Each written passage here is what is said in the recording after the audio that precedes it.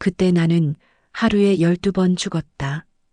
주방의 연기 속에서 그의 발소리가 들릴 때마다 새벽 5시 좁은 단칸방 부엌에서 나는 물을 썰고 있었다. 손등에는 멍이 있었다. 어젯밤의 것이다.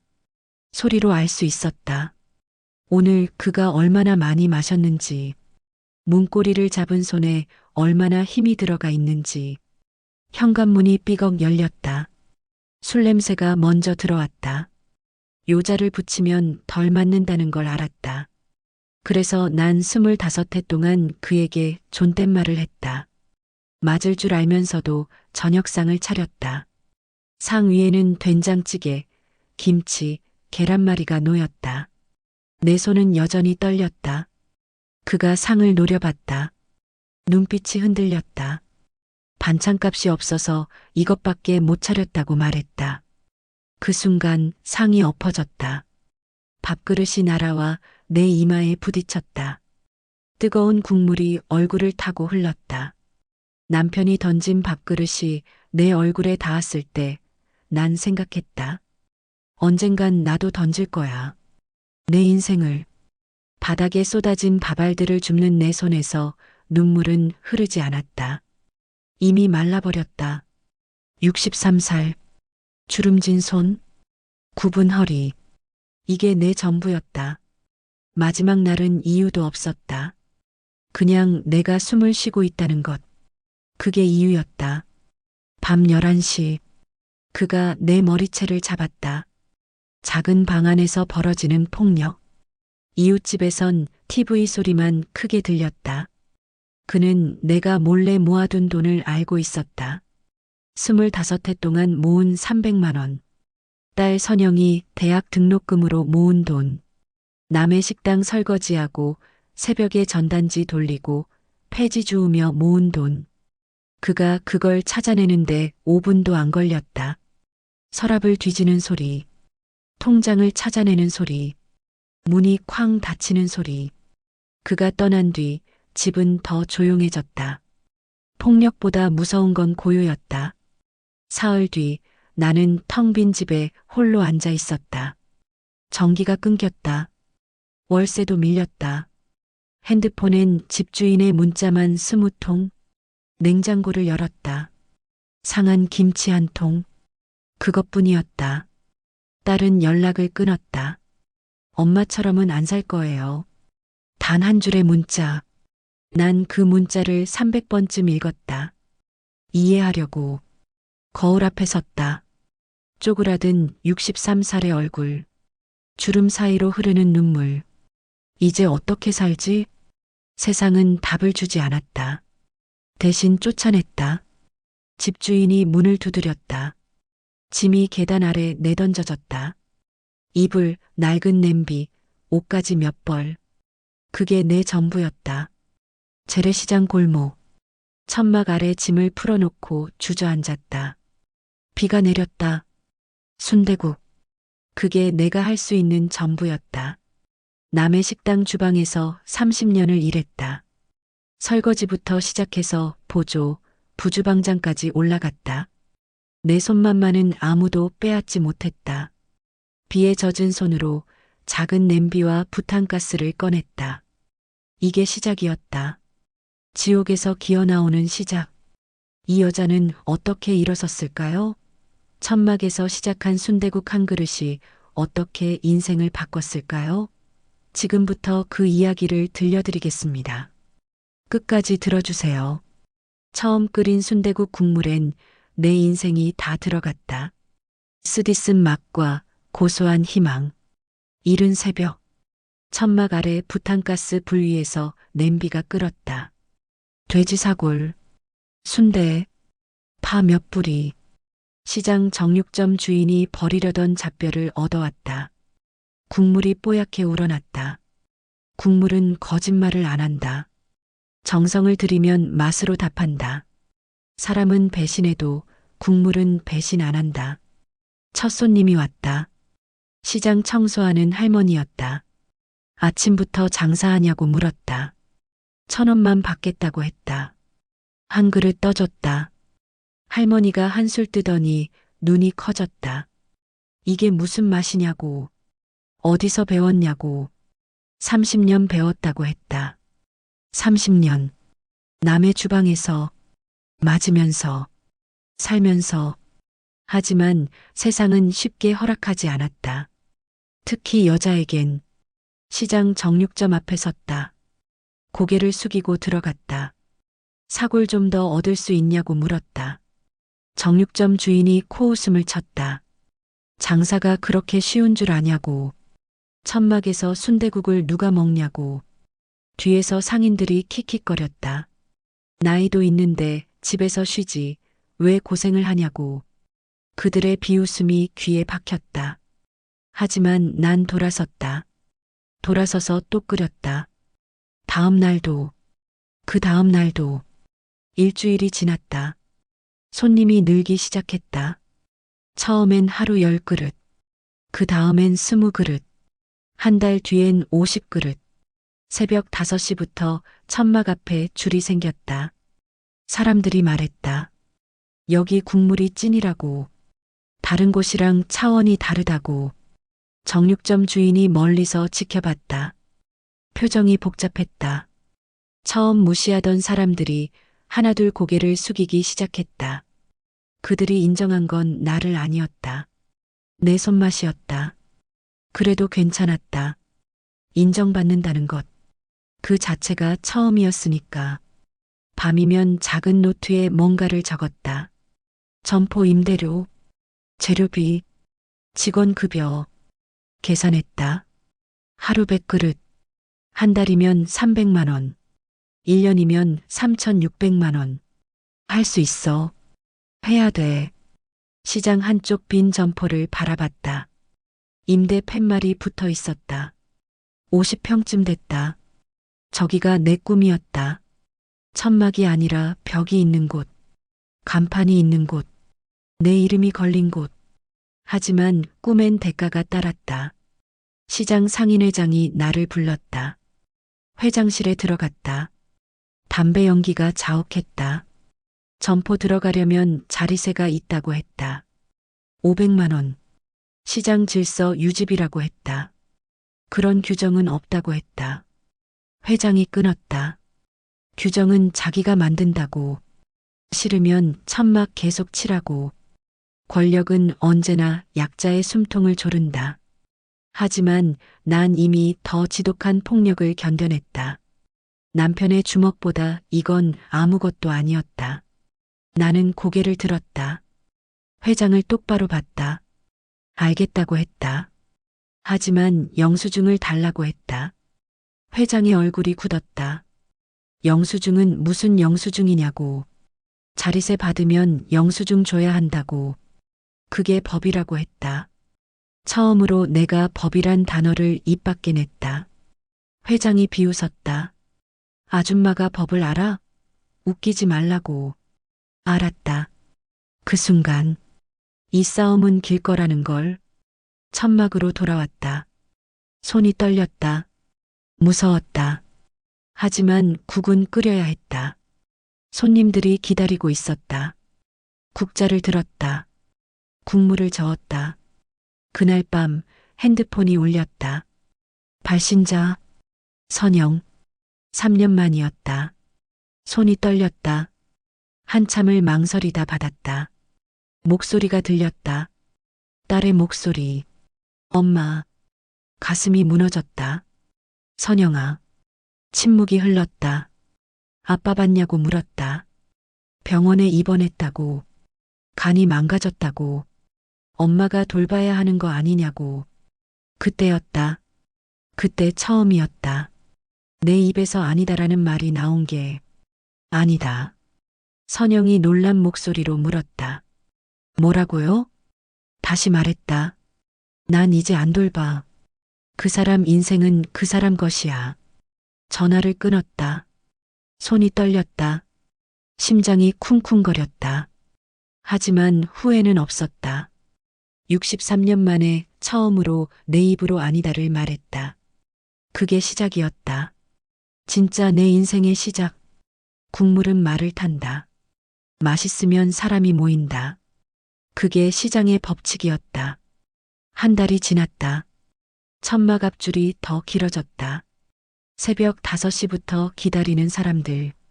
점심때는 30분씩 기다려야 먹을 수 있었다. 손님들이 말했다. 어제도 먹었는데 또 왔다고. 여기 국물은 정말 다르다고. 인터넷에 사진이 올라오기 시작했다. 재래시장 숨은 맛집 천막 순대국집 실하냐 할머니 손만 미쳤다. 댓글들이 달렸다. 여기 진짜 맛집 인정 국물이 진국이에요. 새벽부터 줄 서요. 나는 인터넷이 뭔지도 잘 몰랐다. 손님이 핸드폰을 보여줬다. 내 천막 사진이었다. 많은 사람들이 봤다고 했다. 이게 뭐냐고 물었다. 손님이 웃으며 말했다. 사장님 유명해지셨어요. 유명해진다는 게 뭔지 몰랐다. 그냥 국을 끓였을 뿐인데. 하지만 변화는 시작됐다. 정육점 주인이 천막 앞에 나타났다. 손에 큰 봉지를 들고 있었다. 사골뼈가 가득 들어 있었다. 이거 쓰라고 했다. 왜 주냐고 물었다. 주인이 멋쩍게 웃었다. 저번에 미안했다고. 무시해서 아니라고 했다. 괜찮다고. 주인이 말했다. 사장님 국물 맛봤다고. 대단하다고. 그리고 덧붙였다. 점포 하나 비었다고.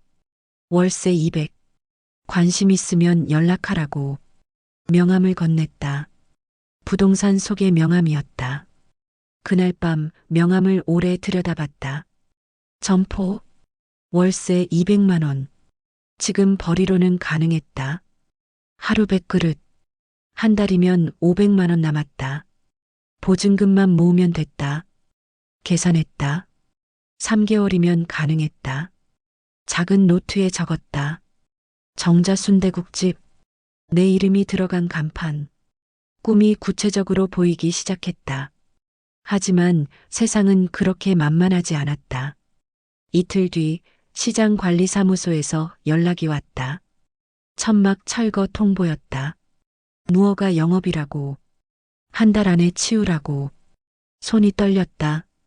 관리사무소로 찾아갔다. 담당자를 만났다. 영업 허가를 받고 싶다고 했다. 담당자가 서류를 내밀었다. 사업자 등록증, 위생교육 이수증, 보건증, 화재보험 가입증, 그리고 마지막 상인회 추천서, 상인회장 도장이 필요했다. 알았다. 그 순간 이게 회장의 수였다는 걸. 500만 원 안 내면 허가 안 내주겠다는 거였다. 천막으로 돌아왔다. 국을 끓이는데 눈물이 났다. 63살에 또 무릎을 꿇어야 하나. 그때였다. 손님 한 명이 천막 안으로 들어왔다. 40대 여자였다. 선영이었다. 3년 만에 본 딸. 엄마.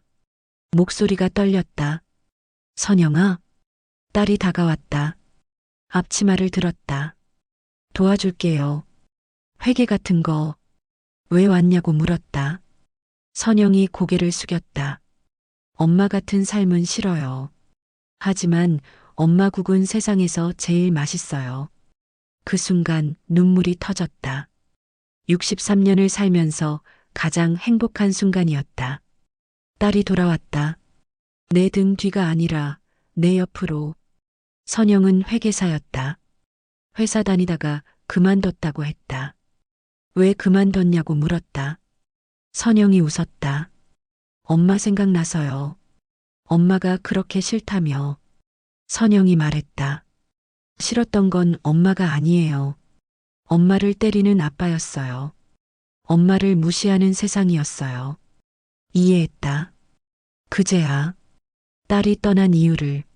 선영이 서류를 꺼냈다. 사업자 등록 신청서, 위생교육 신청서, 보건증 발급 신청서 다 준비해왔다고 했다. 그리고 마지막 서류.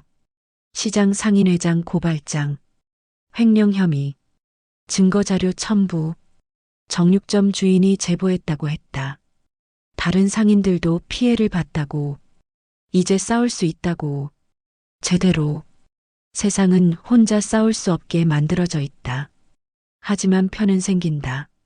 진심은 사람을 움직인다.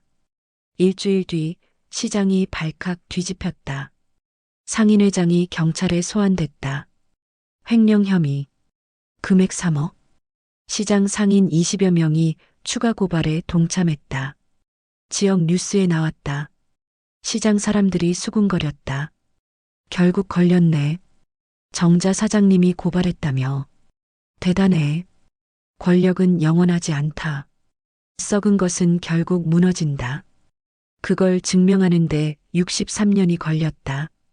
그리고 마침내 점포 계약서에 도장을 찍었다.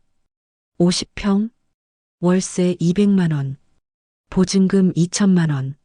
선영이 보증금을 보탰다. 엄마, 이건 투자예요.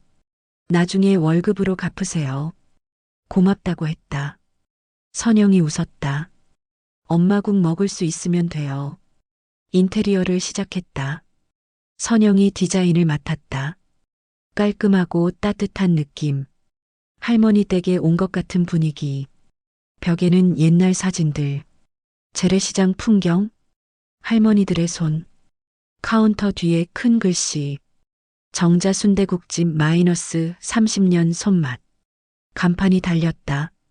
밤에 불이 켜졌다. 정자 순대국집. 내 이름이 빛났다. 50평 점포. 직원 5명. 하루 200그릇. 내가 꿈꿨던 모든 것. 개업식 날. 꽃다발이 수북했다. 정육점 주인이 돼지머리를 들고 왔다. 시장 상인들이 축하하러 왔다. 손님들이 줄을 섰다. 척국을 끓였다. 새가마소, 새국자. 하지만 손맛은 그대로였다. 국물이 뽀얗게 우러났다. 첫 손님에게 떠줬다. 손님이 한술 뜨더니 엄지를 세웠다. 역시 정자 사장님이에요. 가슴이 벅찼다. 이게 내 인생이구나. 63년 만에 찾은 내 자리. 그날 200그릇을 팔았다. 완판이었다. 저녁에 매출을 계산했다. 순수익 150만 원. 한 달이면 500만 원 남았다. 선영이 말했다. 엄마, 이제 월급 받아가세요. 직원 급여 주고 재료비 빼고 월세 내고 그래도 남았다. 처음으로 내 돈을 내 손으로 만졌다. 누구한테 빼앗기지 않을 돈. 누구한테 맞지 않고 번 돈. 눈물이 났다. 선영이 손을 잡았다. 엄마 고생 많으셨어요. 아니라고 했다. 이제 시작이라고. 정말로 이제 시작이었다. 석 달이 지났다. 입소문이 더 퍼졌다. 맛집 블로그에 글이 올라왔다. 사진과 함께 재래시장 맛집 성지 할머니 손맛 끝판왕 인생 순대국.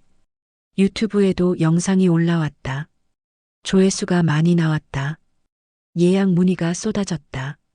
선영이 예약 시스템을 만들었다. 한 달치 예약이 다 찼다. 방송국에서 연락이 왔다. 요리 프로그램 제작진이었다. 촬영하고 싶다고 했다. 떨렸다. TV는 처음이었다. 하지만 선영이 말했다. 엄마, 이거 기회예요. 많은 사람들에게 알릴 수 있어요. 그래서 승낙했다. 촬영 날. 유명한 요리 연구가가 왔다. 국을 먹더니 눈이 커졌다. 사장님, 이거 정말 대단해요. 국물이 끝내줘요. 비결이 뭐냐고 물었다. 그냥 끓였다고 했다. 맛있게. 연구가가 웃었다. 이렇게 겸손하시면 안 돼요. 이건 정말 대단한 맛이에요. 방송이 나갔다. 그날 밤 예약 전화가 폭주했다. 한 달 예약이 아니라 석 달 예약이 찼다. 선영이 말했다. 엄마, 분점 내야 할 것 같아요. 분점? 네. 이 인기면 충분히 가능해요. 망설였다. 할 수 있을까? 선영이 손을 잡았다.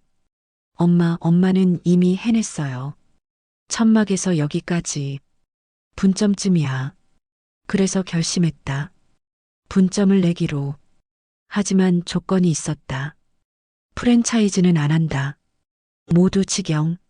내가 직접 국을 끓인다. 손맛을 팔 수는 없다. 선영이 고개를 끄덕였다. 알겠어요. 엄마 방식대로 해요. 1년이 지났다. 정자 순대국집은 서울에 5개 매장을 냈다. 모두 직영. 모두 같은 맛. 나는 새벽마다 각 매장을 돌며 국을 끓였다. 손맛을 유지하는 건 나만 할 수 있었다. 힘들었지만 행복했다. 64살. 하루 4시간 자면서 5개 매장을 관리했다. 선영이 걱정했다. 엄마, 너무 무리하시는 거 아니에요? 괜찮다고 했다. 이게 행복이라고. 하지만 행복은 오래가지 않았다. 어느 날 선영이 심각한 얼굴로 왔다. 엄마, 큰일 났어요. 뭔데? 누가 우리 레시피 훔쳐갔어요. 레시피? 선영이 핸드폰을 보여줬다. 비슷한 이름의 프랜차이즈 광고였다. 주인은 우리 매장 전 직원이었다. 3달 전에 그만둔 주방장이었다. 가슴이 철렁했다. 그 사람은 내가 직접 가르친 사람이었다. 국 끓이는 법, 양념 비율, 불 조절, 다 알려줬다. 믿었다. 그런데 배신했다. 선영이 말했다. 법적 대응해야 해요. 상표권 침해예요. 하지만 나는 고개를 저었다. 맛은 누구 거라고 할 수 없어. 엄마. 선영이 소리쳤다. 이건 명백한 도둑질이에요. 알아. 알아. 하지만 내 맛을 흉내낼 순 없어. 진짜 맛은 못 따라해. 선영이 답답한 표정을 지었다. 엄마는 너무 착해요. 착한 게 아니야. 자신 있는 거야. 실제로 그랬다. 그 매장이 열렸지만 맛이 달랐다. 손님들이 금방 알았다. 인터넷 리뷰가 쏟아졌다. 여기 맛없음 정자 순대국집이랑 완전 다름 속았어요. 3달 만에 매장 절반이 문을 닫았다. 그 사람은 사라졌다. 맛은 훔칠 수 없다는 걸 증명했다. 하지만 더 큰 시련이 왔다. 대기업에서 연락이 왔다. 여러 식품 회사들이었다. 모두 인수 제안을 했다. 금액은 수십억. 선영이 눈이 커졌다. 엄마, 이거 대박이에요. 하지만 나는 거절했다. 왜요?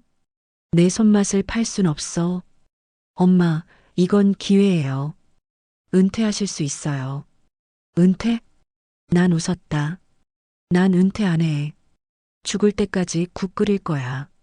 선영이 한숨을 쉬었다. 엄마는 정말 알아. 고집 세다는 거. 하지만 이건 내 인생이야. 돈보다 중요한 게 있다. 내 손맛.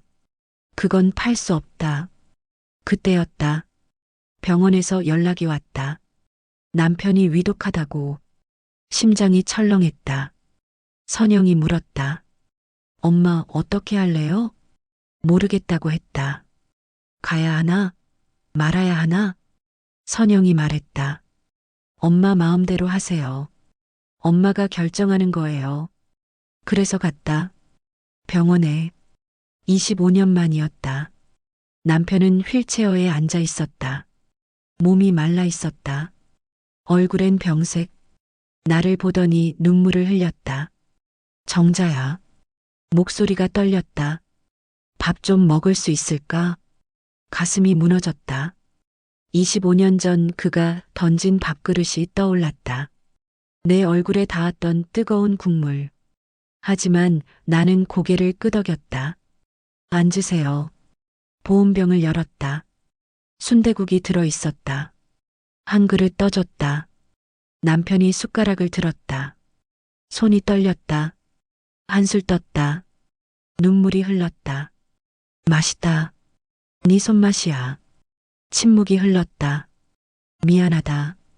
정말 늦었어요. 알아. 남편이 고개를 숙였다. 그때 나는 25회를 돌아봤다. 맞았던 날들, 쫓겨났던 날, 딸과 헤어졌던 날.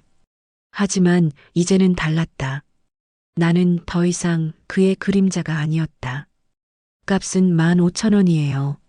남편이 눈을 들었다. 돈을 내밀었다. 떨리는 손으로. 받았다. 복수는 주먹으로 하는 게 아니었다. 내가 일어서는 것. 그게 복수였다. 병원을 나왔다. 선영이 기다리고 있었다. 엄마, 괜찮아요? 괜찮아.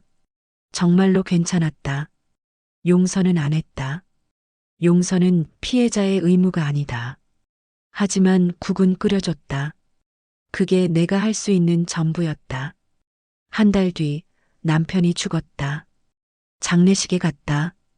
조문객은 별로 없었다. 선영과 나 그리고 친척 몇 명. 관 앞에 섰다. 감정이 복잡했다. 미운 사람.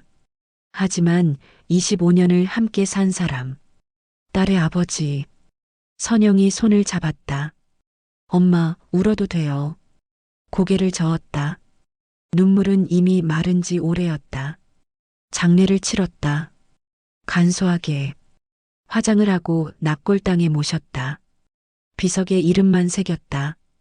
그게 끝이었다. 한 사람의 인생. 폭력과 술로 점철된 인생. 아깝다고 생각했다. 그렇게 살지 않을 수도 있었는데. 하지만 그건 그의 선택이었다. 나는 다른 선택을 했다. 그게 차이였다. 납골당을 나왔다. 선영이 물었다. 엄마, 이제 뭐 할 거예요? 웃었다. 국 끓으러 가야지. 손님들이 기다려. 그렇게 나는 다시 주방으로 돌아갔다. 국자를 들었다. 국물을 저었다. 이게 내 인생이었다. 3년이 흘렀다. 정자 순대국집은 전국 30개 도시에 있었다. 서울, 부산, 대구, 광주, 대전, 심지어 제주도에도 모두 직영이었다. 나는 여전히 새벽마다 국을 끓였다. 하지만 이제는 혼자가 아니었다. 10명의 주방장을 직접 가르쳤다.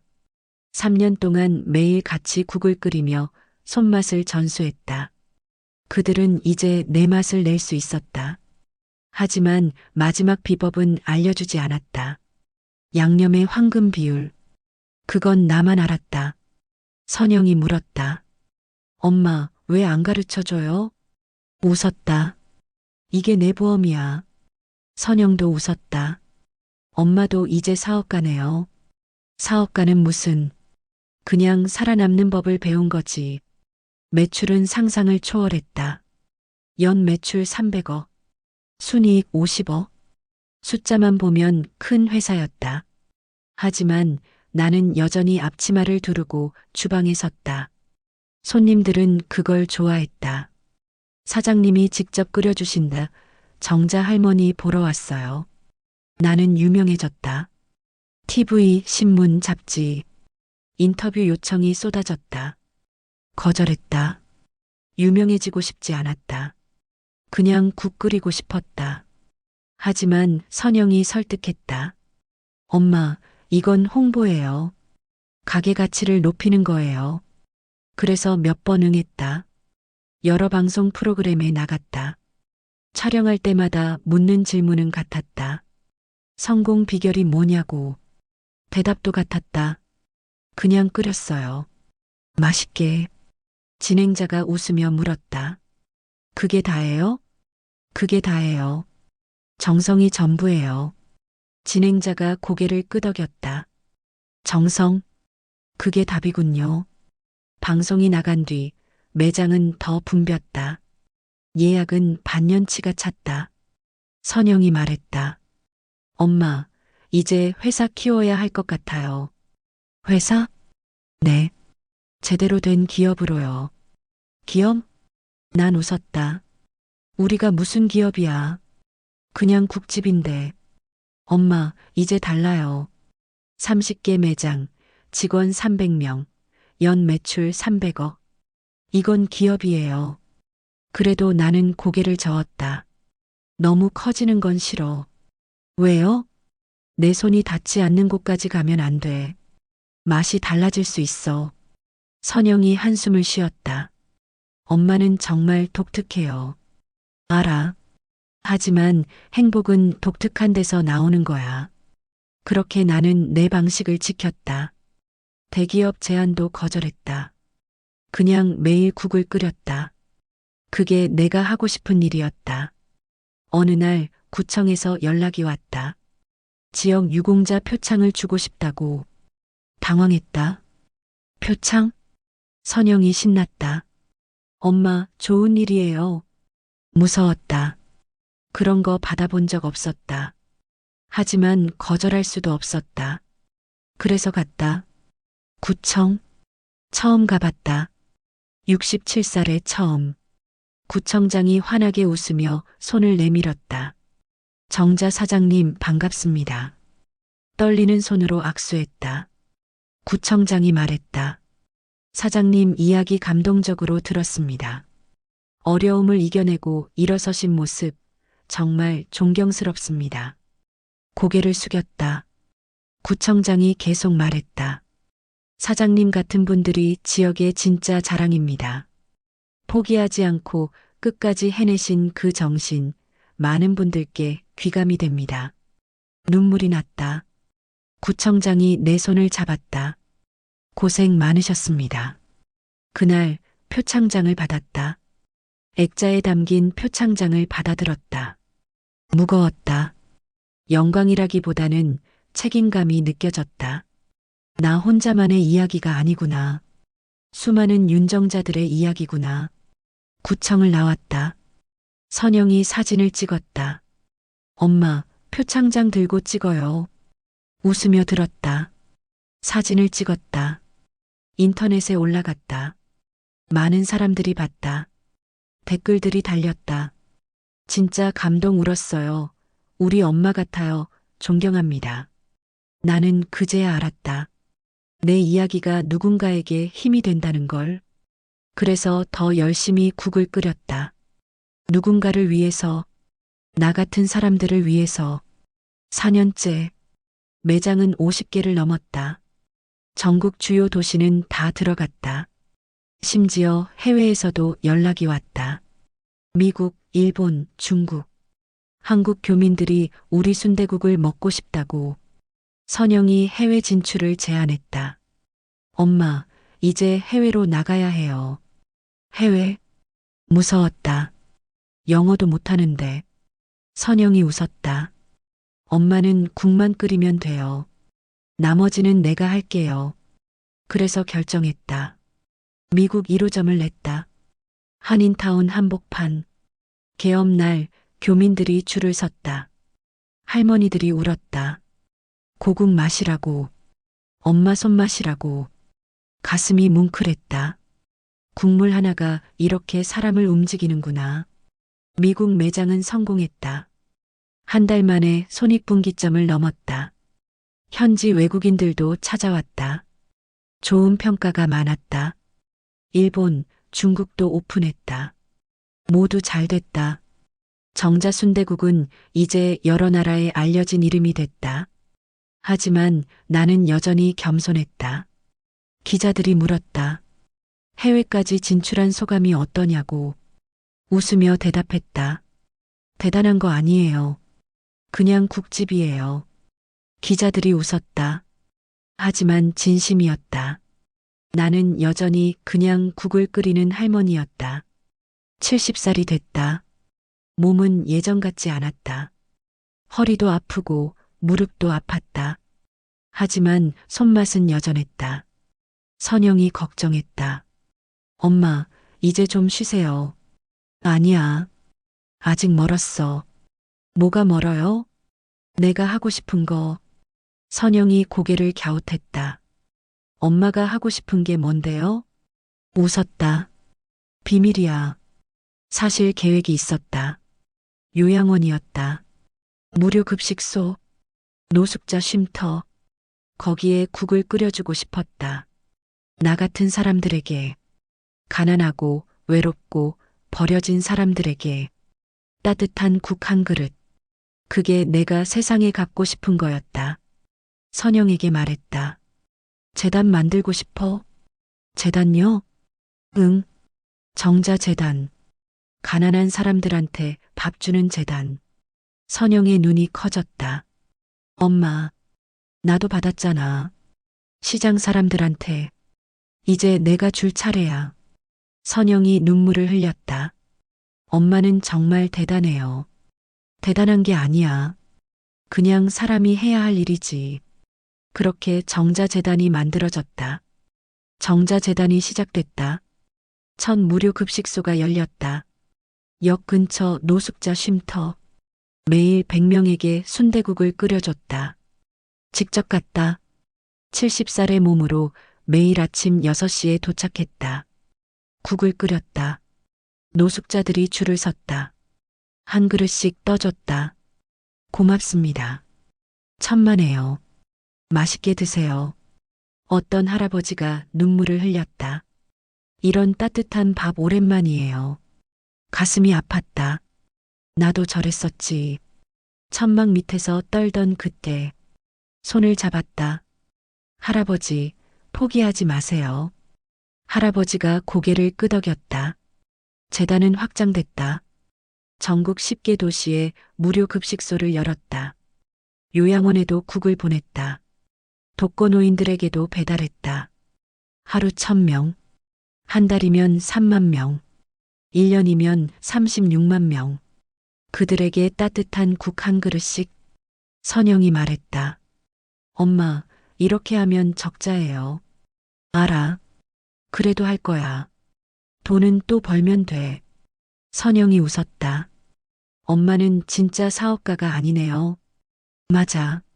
난 그냥 국 끓이는 할머니야. 어느 날 방송국에서 연락이 왔다.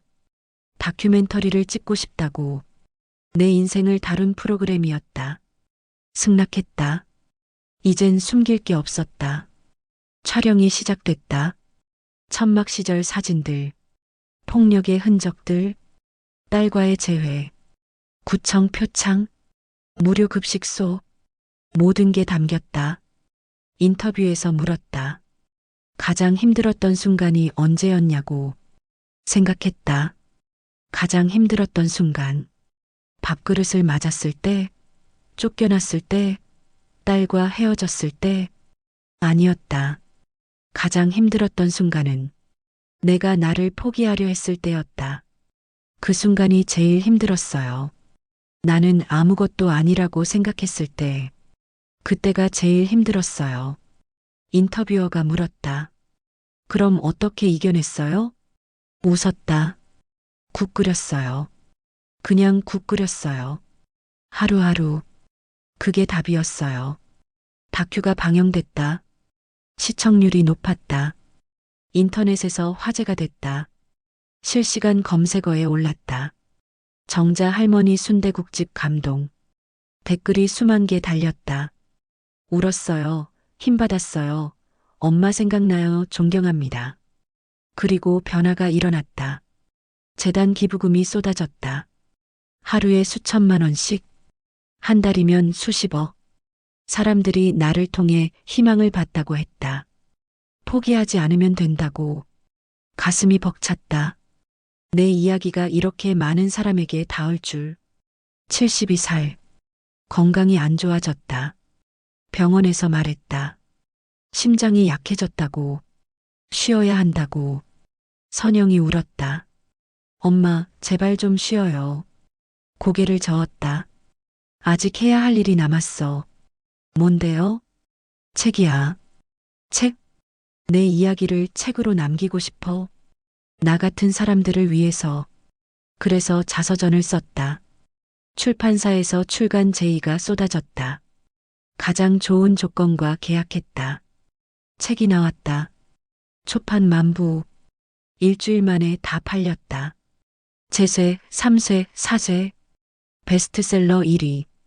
한 달 만에 10만 부가 팔렸다. 강연 요청이 왔다. 대학, 기업, 단체 모두 내 이야기를 듣고 싶어 했다. 할 수 있는 만큼 다 응했다. 강연장에 섰다. 떨렸다. 하지만 입을 열었다. 저는 특별한 사람이 아닙니다.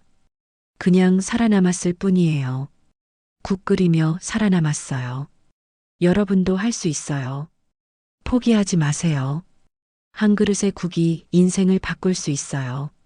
청중이 울었다. 박수가 터졌다. 기립박수였다. 나도 눈물이 났다. 73살. 또 한 번 변화가 왔다. 정부에서 연락이 왔다. 훈장을 주고 싶다고. 나라를 빛낸 사람에게 주는 상. 믿기지 않았다. 나 같은 사람에게. 선영이 울며 웃었다. 엄마, 당연하죠. 엄마는 영웅이에요. 영웅은 무슨, 그냥 국 끓인 할머니인데. 시상식 날, 대통령이 직접 훈장을 걸어줬다. 수고하셨습니다. 고개를 숙였다. 고맙습니다. 사진이 찍혔다. 신문 일면에 실렸다. 순대국 할머니 훈장 받다. 포기하지 않은 73년 대한민국을 감동시키다. 자랑스러웠다. 나 자신이 75살. 매장은 100개를 넘었다. 국내 70개, 해외 30개. 직원은 1000명. 연 매출 1000억. 하지만 나는 여전히 주방에 섰다. 손맛을 지켰다. 매일 새벽국을 끓였다. 이게 내 행복이었다. 어느 날 선영이 말했다. 엄마, 이제 정말 쉬어야 해요. 의사 선생님이 그러는데 더 무리하면 위험하대요. 알아. 하지만 조금만 더. 엄마. 선영이 소리쳤다. 조금만 더가 언제까지예요? 웃었다. 내가 만족할 때까지. 언제 만족해요? 모르겠어. 아마 죽을 때까지. 선영이 울었다. 손을 잡았다. 선영아, 걱정 마. 엄마는 행복해. 이게 내가 원한 삶이야. 77살. 마지막 프로젝트를 시작했다. 요리학교였다. 무료로 요리를 가르쳤다. 특히 저소득층 여성들에게, 나 같은 사람들에게 일주일에 3번 강의했다.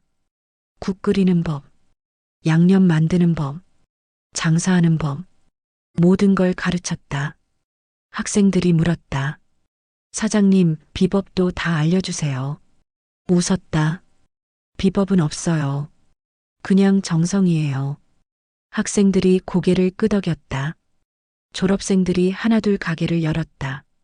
각자의 이름으로. 자랑스러웠다. 내 유산이 퍼져나가는 것 같았다. 78살. 건강이 더 나빠졌다. 입원했다. 병실에서도 선영과 사업 이야기를 했다. 엄마, 이제 그만해요. 아니야. 매장 150개까지 가야 해. 왜요? 내 나이가 78이잖아. 배수로 하고 싶어. 선영이 웃으며 울었다. 엄마는 끝까지 그러시네요. 그게 나야. 입원 3개월 만에 퇴원했다. 다시 주방으로 돌아왔다. 국자를 들었다. 손이 떨렸다. 하지만 국물을 저었다. 여전히 뽀얀 국물이 우러났다. 여전히 내 손맛이었다. 79살. 마지막 인터뷰를 했다. 신문 일면 인터뷰였다.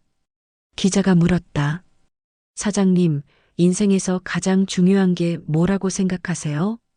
생각했다. 가장 중요한 것. 포기하지 않는 거요. 어떤 상황에서도 그냥 하루하루 해내는 거요. 기자가 또 물었다. 젊은이들에게 해주고 싶은 말씀은? 웃었다. 국 한 그릇 제대로 끓여보세요. 그럼 인생이 보여요. 인터뷰가 실렸다. 또 화제가 됐다. 많은 사람들이 읽었다. 모두 감동과 응원이었다. 80살. 생일잔치를 크게 열었다. 전국 매장 직원들이 다 왔다. 1000명이 넘었다. 선영이 준비했다. 호텔 대연회장. 무대 위에 섰다. 마이크를 잡았다. 감사합니다. 여러분 덕분에 여기까지 왔습니다. 저는 그냥 국 끓였을 뿐인데 여러분이 제 꿈을 이뤄주셨어요. 박수가 터졌다. 눈물이 났다. 행복했다. 진심으로. 그날 밤 선영이 말했다. 엄마, 이제 좀 쉬어요. 제발. 알았어. 이제 좀 쉴게. 선영이 놀랐다. 진짜요? 진짜야. 이제 내 몫은 다한 것 같아. 너희가 이어가. 선영이 울었다. 엄마 사랑해요. 나도 사랑해. 82살. 대표직에서 물러났다. 선영이 대표가 됐다. 나는 명예회장이 됐다. 하지만 여전히 주방에 갔다. 일주일에 한 번. 국을 끓였다. 손맛을 확인했다. 여전히 내 맛이었다. 85살. 마지막 매장 오픈식에 참석했다. 150번째 매장. 제주도. 테이프를 끊었다. 떨리는 손으로. 박수가 터졌다. 첫 국을 끓였다. 손님들이 줄을 섰다. 한 그릇씩 떠줬다. 맛있게 드세요. 손님들이 울었다. 할머니, 고맙습니다. 아니에요. 제가 더 고마워요. 그날 집에 돌아와서 선영에게 말했다. 이제 됐어. 내가 하고 싶은 거 다 했어. 선영이 손을 잡았다. 엄마, 수고하셨어요. 아니야. 행복했어. 87살. 조용히 눈을 감았다. 병원이 아니라 집에서. 선영이 손을 잡고 있었다. 마지막 말을 남겼다. 국은 거짓말 안 해. 정성을 들이면 맛으로 답해. 사람도 그래. 포기하지 않으면 반드시 답이 와. 그게 내가 배운 거야. 눈을 감았다. 평화로웠다. 장례식은 성대했다. 수천 명이 왔다. 직원, 손님, 많은 사람들. 모두 울었다. 관 위에 순대국 한 그릇이 놓였다. 뜨거운 김이 올랐다. 화장을 했다. 유언대로 쟤는 바다에 뿌렸다. 선영이 울며 쟤를 뿌렸다. 엄마, 편히 쉬세요. 엄마는 이겼어요. 완전한 승리예요. 바람이 불었다. 제가 바다로 날아갔다. 자유로웠다. 1년 뒤 정자 순대국집 본점 앞에 동상이 세워졌다. 국자를 든 할머니 동상. 명판에 글이 새겨졌다. 윤정자. 포기하지 않고 국 끓이며 일어선 여자. 순대국은 거짓말하지 않는다. 매일 수백 명이 동상 앞에서 사진을 찍었다. 젊은이들이 말했다. 나도 포기 안 할 거야. 정자 할머니처럼. 그 이야기는 계속됐다. 정자 순대국집은 200개 매장을 넘었다. 여러 나라에 진출했다. 대한민국 대표 브랜드가 됐다.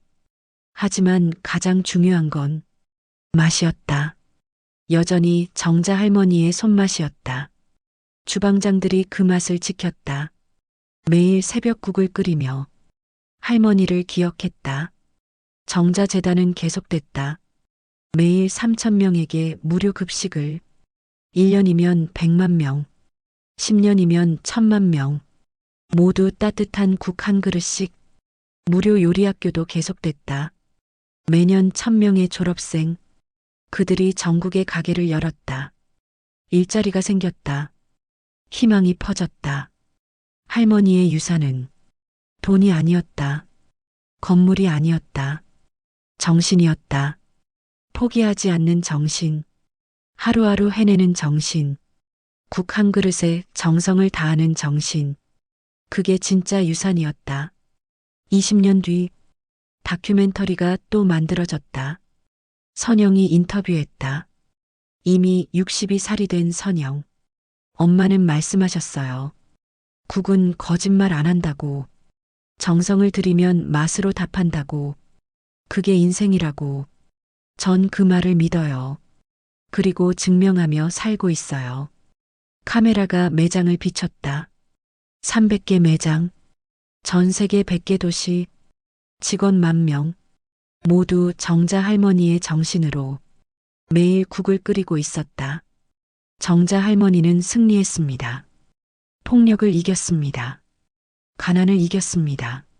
세상의 무시를 이겼습니다. 그리고 자기 자신을 이겼습니다. 복수는 주먹이 아니었습니다. 일어서는 것, 그게 복수였습니다. 국 한 그릇으로 세상을 바꿨습니다. 여러분도 할 수 있습니다. 포기하지 마세요. 지금 당신이 끓이고 있는 그 국 한 그릇이 당신의 인생을 바꿀 것입니다. 정자 할머니가 증명했습니다. 끝까지 들어주셔서 감사합니다. 재밌으셨다면 좋아요, 구독 부탁드립니다. 감사합니다.